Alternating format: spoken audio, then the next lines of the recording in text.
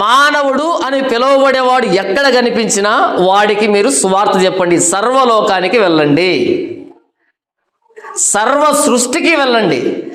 ఈ భూమి మీద నేను చేసిన సృష్టి ఉంది కదా, ఎక్కడ సృష్టి కనిపించిందో అక్కడికంతా వెళ్ళండి, మీరు వెళ్ళి సువార్తను ప్రకటించండి అన్నాడు.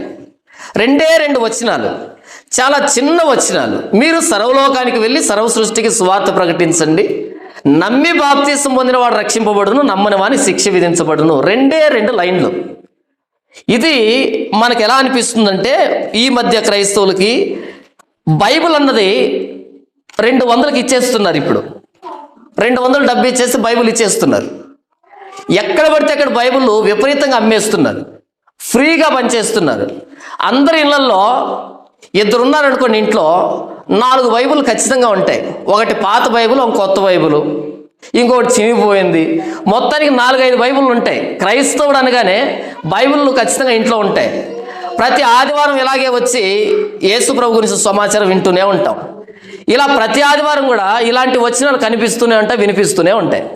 కాబట్టి పదే వినటం ద్వారా ఈ మాటని, లేదా మన ఇంట్లో బైబిల్ ఎక్కడ పడితే అక్కడ నిర్లక్ష్యంగా పడేసాం కాబట్టి, బైబిల్ అన్నది ఉచితంగా వస్తుంది కాబట్టి, బైబిల్ అన్నది తక్కువ ధరకు దొరుకుతుంది కాబట్టి, ఈ మాటలో ఉన్నటువంటి తీవ్రత నీకు నాకు సరిగ్గా అర్థం కాలేదు.